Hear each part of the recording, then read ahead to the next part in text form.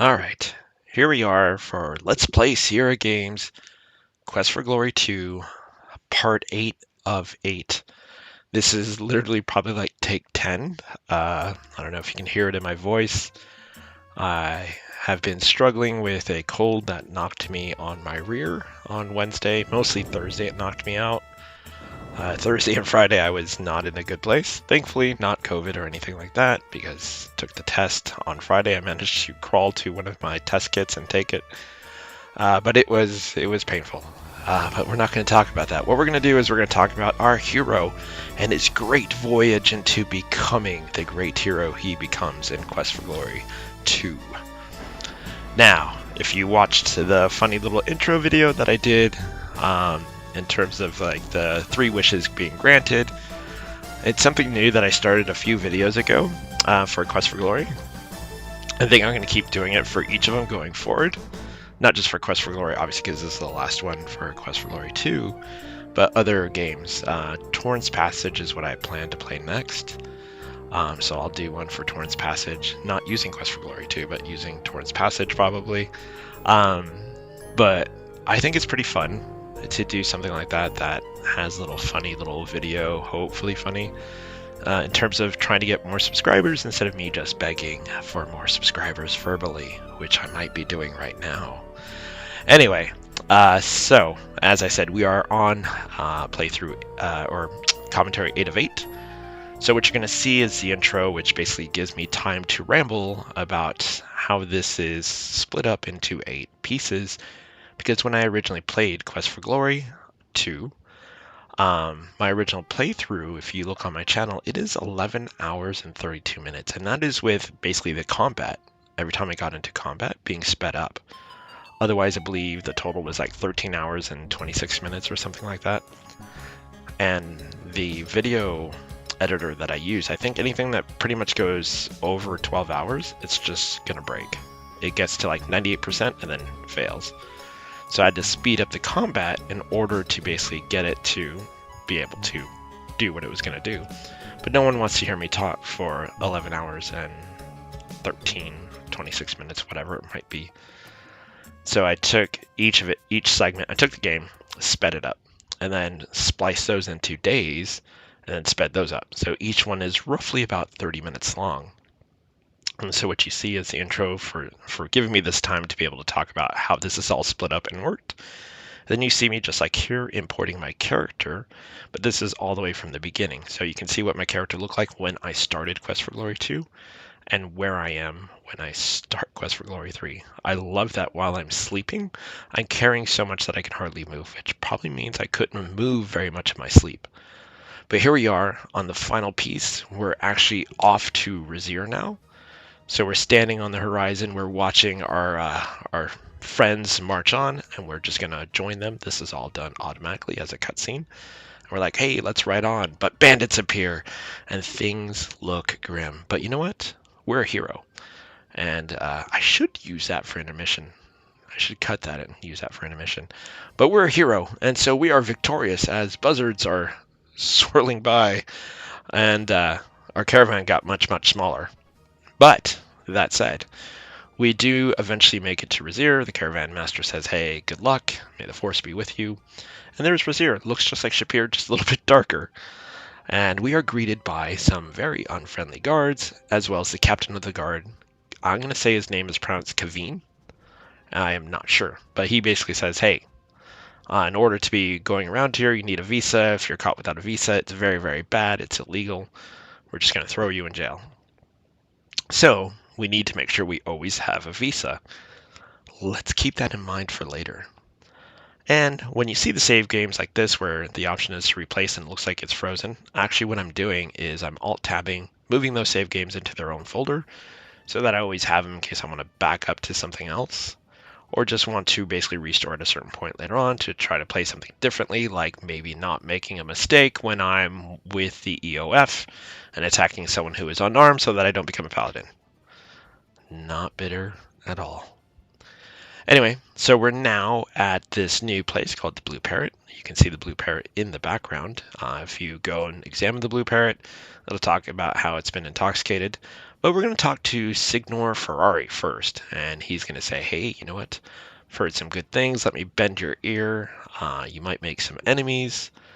But the thing is, before we came here, they basically kept telling you, hey, everyone who appears to be your friend may not be your friend. So we got to be careful as to who we trust. So do we trust Sigor? Maybe, maybe not. But I'm going to go ahead and save that save game as Trust No One, which is a reference to X-Files if you are old enough to remember that show on TV. Happens to be a show that I really liked, most because of Gillian Anderson. I was truly in love with her. Anyway, that's a different note. So here we are. We're going to go ahead and try to talk to the bartender. Bartenders usually have some information, but this guy has nothing to say to us. Nothing. Which is unusual because usually if you talk to a bartender, they've got all the deets on what's going on, and they're usually willing to share some information for a little coin. Not this guy. He doesn't want to risk the biscuit. And then so we're going to cruise the halls. We're going to see that there are some dead ends, that the road is closed on the order of Kaveen. So we're just going to cruise around. And I never bothered to actually check and I should have, since they talk about how Razir is a mirror of Shapir. I bet you that the map of Razir is exactly the same as Shapir. So if you follow the hallways and stuff like that, they're probably the same. They've just got them blocked off in terms of the game blocking it off by Kaveen if it doesn't want you to go in that general direction. Something that Coles probably did just to limit where you can go and only have certain areas that you can go in Razir, which makes total sense. If it was that way, you don't have to basically reproduce a whole new map. You basically just take Shapir, copy paste, and then block off the areas you don't want. I wasn't smart enough to check if that was the case. That would have made too much sense, right? All right, well, at least we know that since we are no longer in Shapir, one thing that we're not going to have anymore is any more training montage. So there's going to be no Uhura or Rakesh to basically train with. This is it. We're going to finally put an end to Ad Avis, put an end to the evil. We just need to find our way through these hallways. Maybe I should have used the map of Shapir. All right, so we're just going to cruise around this hall and see if we can find anything. Short hallways. Oh, a guard just walked by. Let's go the opposite way of the guard. He had to be coming from somewhere, right? Surely he had to be coming from somewhere. Ah, yes, a new area. Oh, this certainly looks like Shapir. Should have probably put it together that I should have looked at the Shapir map to figure out where I'm going. So let's go ahead and do some more exploring and see if we can find some more areas. Let's see, a doorway over here. And let's keep going, keep going. Man, this is grim. A lot of doors, a lot of hallways.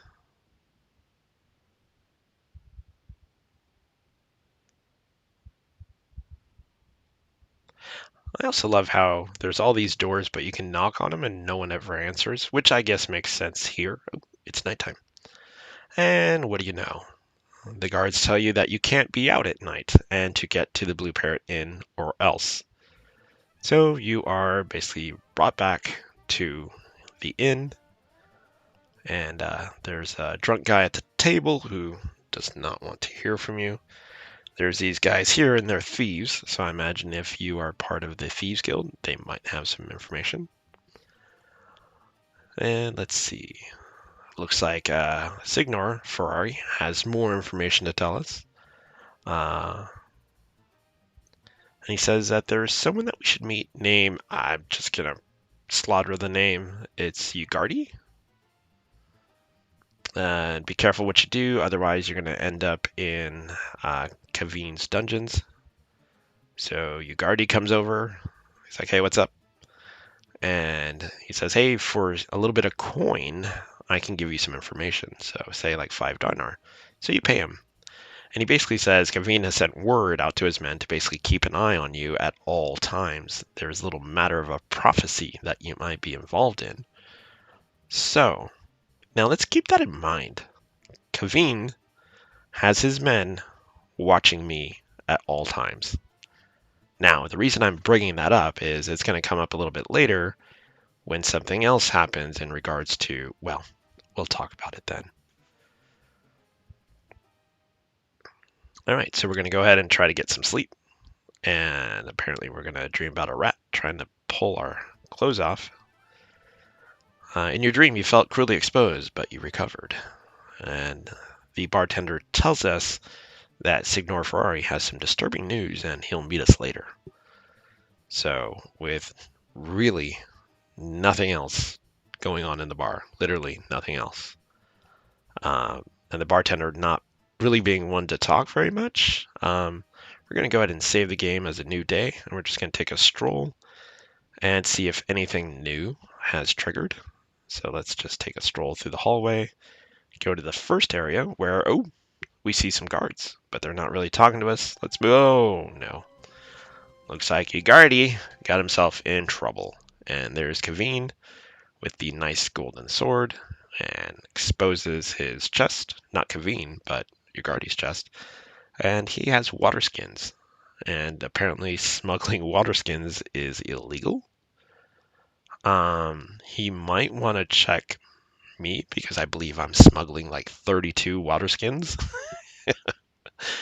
And one of them has a water elemental in it. So let's see if we can get past these guys. Nope. Go around to a few different screens, walk back. Nope. They are still there. So we cannot follow Ugardi back, basically being dragged to the dungeon. And these other ones, we can't move the boards. There's nothing fancy we can do. So really, there's not really much we can do here. Oh, hey, someone has stuck their head out and said, follow them. And hey, we are approached by a beautiful, and I'm probably going to mispronounce her name, Zaisha is how I'm going to pronounce it. Zaisha says, hey, you know what? I need to disguise. Whoa.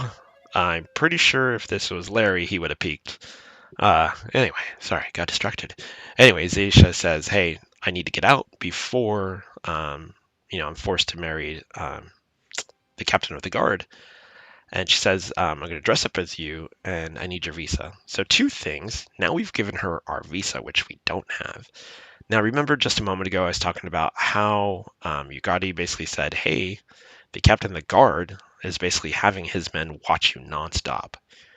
Now, in my head, the princess, if you will, dressing up as me, trying to sneak out, seems like the worst idea. Because if Kavin's guards are specifically watching for me, that seems like that they would be watching her even more closely because now she is dressed as me. So that seemed a little weird that they would use the hero as a disguise after specifically being told that, the hero's being watched. All right, so now we can't go through the dungeon area. We've now basically given the princess our, our visa and our disguise. Now Signor's back. Okay. So he basically explains that, hey, you know what? Kavin knew about Ugardi's water smuggling business for a long time, and that the fact that he was suddenly caught, it was mostly a display to show the hero that, hey, we could do whatever we want. Now, what's weird is if Kaveen and if this town was truly as corrupt as it seems to be, couldn't Kaveen just throw me in prison for whatever reason he wanted? Like, couldn't he just say, stranger, you have blonde hair, and that is illegal in Razir? Um, Anything could have basically triggered that, to get arrested. So what we're going to do is we're going to speed up time. We're going to walk around because it seems like we can't do. Oh, it's nighttime now. So it seems like we can't do much. So let's make it nighttime. Go over here. Let's see if anyone wants to talk to us. Nope, he's going to ignore us. The bartender never wants to talk to us. So now let's go to sleep and see if the new day brings something new besides the rat who is interested in our underwear. So rat, stop messing with the underwear. Once again, dreams about the rat stealing the underwear and stuff like that. And we're okay though. So it's a new day. Let's go outside and see. All right. Well, I guess he is going to arrest us for basically being blonde haired, but that's not why he's really arresting us. So we are thrown in this prison and we're in this dungeon and we have no inventory items, but you can see our items sitting on the table right outside. Now, the pin that we were given that we almost bought for 500 dinar, which I could have probably easily bought with as much coin as I was making, you show it to the Kata, and the Kata basically says, hey, so you're a friend. If we can get out, I can help you. So let's just try to break the gate with a question mark, and it worked. So the Kata is basically like, hey, help me over here, and, come this way when you're done. Make sure to grab your equipment. So we're going to go ahead and grab our equipment, and then we're going to crawl through. Now, they explain that the Kata have an underground, that they're ready to attack and overthrow the palace and Ad Avis and all the evil whenever the hero is ready. But then they just threw me in the hallway where the guards would know that I've been arrested. Oh, but it doesn't matter. Look who just found us. It's Ad Avis. And he even says, my name is Ad Avis. Now, the thing is, if you look at him here, Ad Avis actually looks like he's pleading. He doesn't look all that evil. And it might be because he's casting the spell, they made him look more sympathetic, and the eyebrows and that formation kind of look like he's pleading.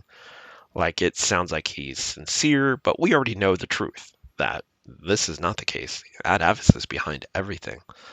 But we are clearly under his spell, because we saw his spell freeze our body, and basically he's using a charm to basically say, let's go do this. And so here we are at the Forbidden City to try to walk inside, and can't do it. So it looks like Ad Avis needs to do something here. And so he's going to go over the prophecy, and he can't figure out how to get the moon between the dragon and the scorpion. Now, our wonderful hero might know a way to do that.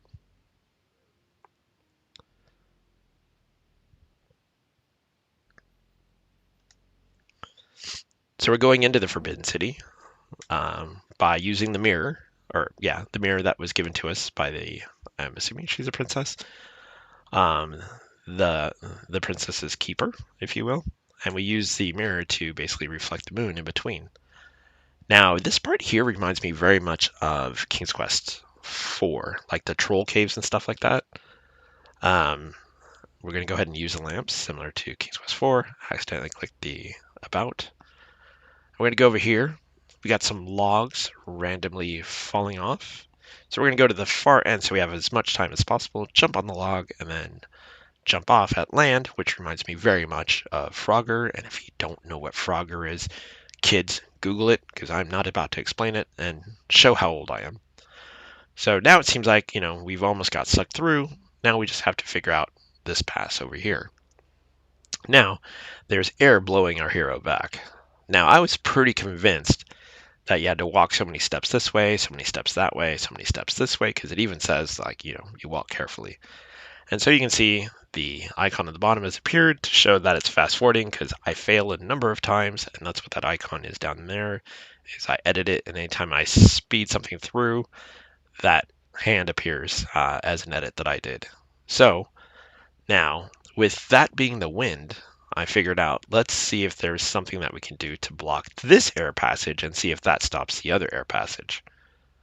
So we're going to go back through, and sure enough, there is no longer a wind blowing through here because we've stopped whatever suction of air that was coming through here. So now, here's where the name Trial by Fire literally starts. We have to walk through this little burst of lava, and if you watch closely, there is a pattern to it. So you can technically move through it by just following the pattern, but my hero has so much health from all the training montage that I've done that I'm not even worried about the health. Now, how do we get down from here?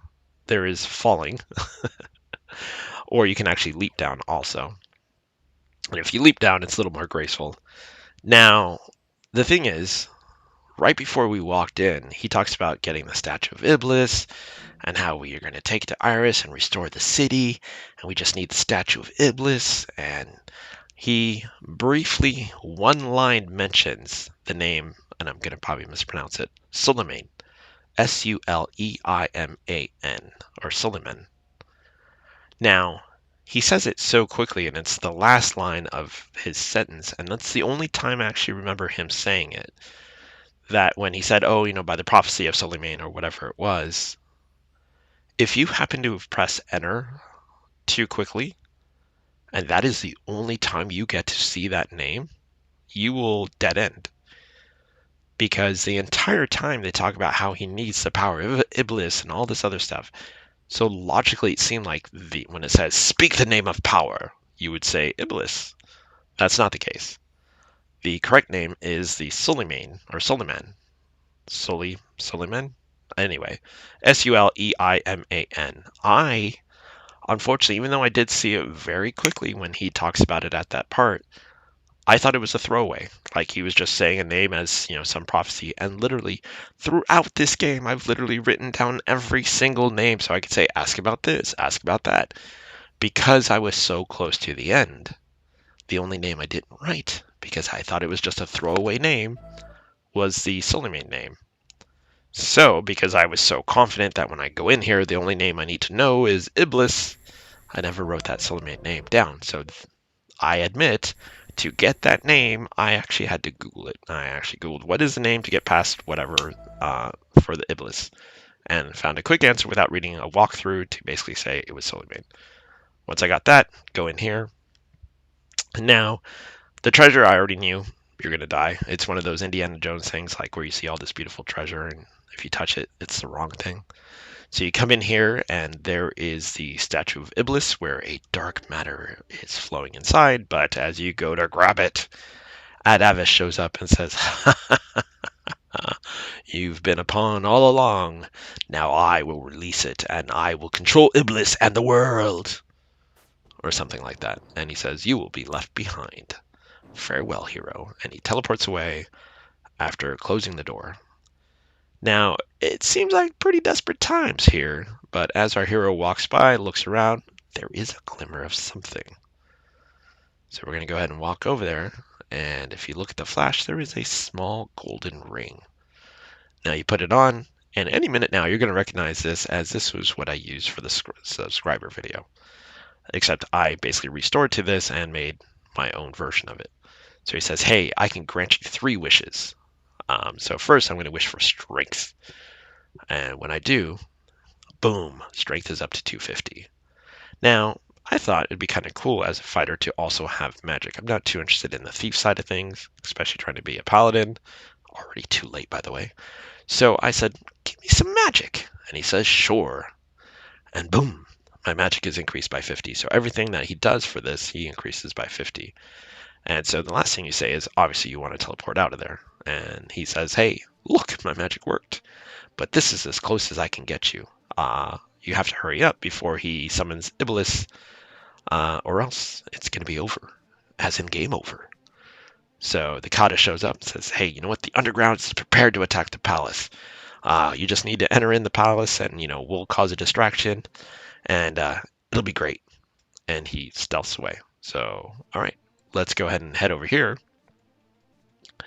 And if you just happen to wait, a bunch of guards come out. And they will overwhelm you. Now, I'm pretty sure there's something you can do about the guy at the top also, because there is the little thing dangling. And that's if that thing dangling is supposed to be if you need any help. So you can probably flash the mirror or something and you'll get help. But instead, I'm just going to go the fighting route and kill the 2 guards. And the guy at the top's like, hello? And we're just going to go ahead and kick down the gate and go inside. And so you race through the passageway, pausing now and again as other guards pass by. And there is Kaveen. He's telling the guards, keep a lookout. People are revolting. The Kata are going crazy. Something like that. Anyway, and he says, your command is I obey. So now, I say what's his name just as a joke, because obviously every villain wants their name to be known. And with Kaveen, I'm just going to wail on him. With my strength and my weapon use, Kaveen is no match. But there's no time to search for his body or to see if he has a really cool weapon. So let's just go ahead and open it. We're going to open that door, but we're going to force it open. All right, so let's go ahead and go inside. But first, let's take a healing pill and some vigor pills in case there's more combat inside. All right, let's step inside. Ooh, there's a gargoyle. So we're going to go ahead and fight the gargoyle. Now, quick clue. Don't fight the gargoyle. He actually doesn't move. So if you move away from him, he doesn't move. All you have to do is type escape to get away from him, and he just stays there because he's a statue. And so if you fight him, basically Iblis comes out, and you did your best, and it just wasn't enough.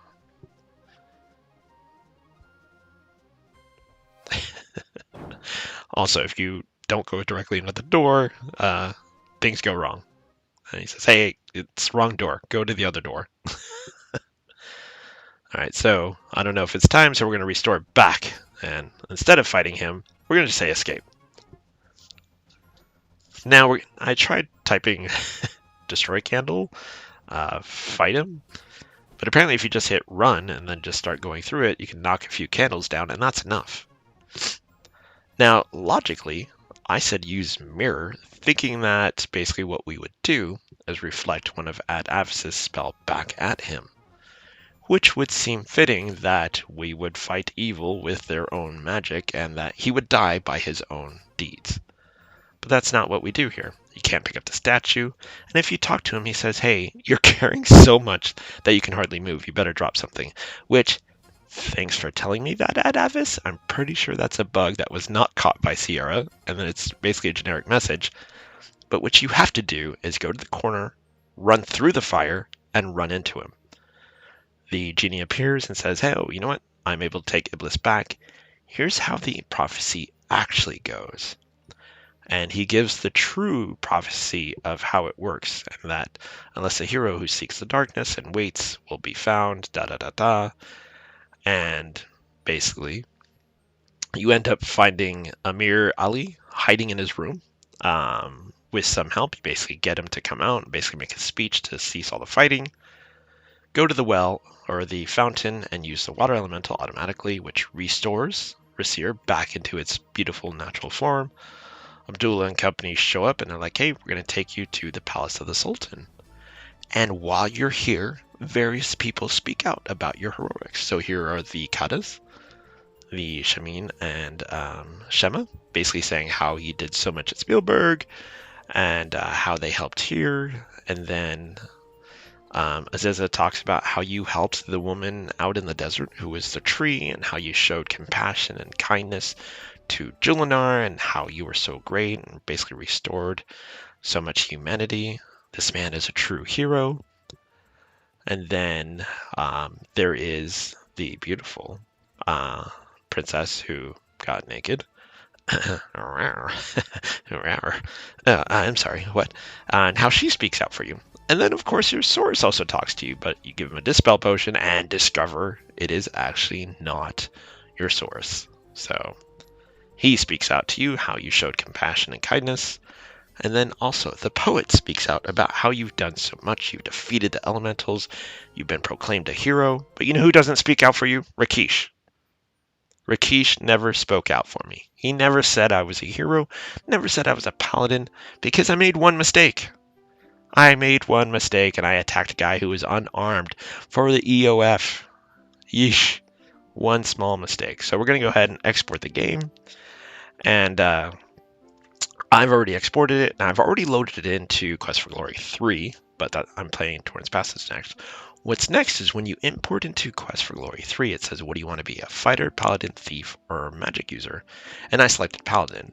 And basically, I'm going to retro the story that I spoke with Rakeesh, said, hey, I knew all along that the EOF was horrible people. I did this to infiltrate them. Totally knew it was a fake weapon, and that, I knew I wasn't going to kill him. So, yeah, no, that's the ticket. And what's interesting, after you watch all these credits going through here, you're going to see what Quest for Glory 3 was originally supposed to be called. But wait, there's more. Quest for Glory 3, Shadows of Darkness. That is the title for Quest for Glory 4. From what I understand, that the Coles basically thought they wanted to explore more with like Rakeesh and stuff like that. And basically, Quest for Glory 4 was a little more darker, and they wanted to give their hero a little bit more. So they went ahead and did Quest for Glory 3, which was not the Shadows of Darkness.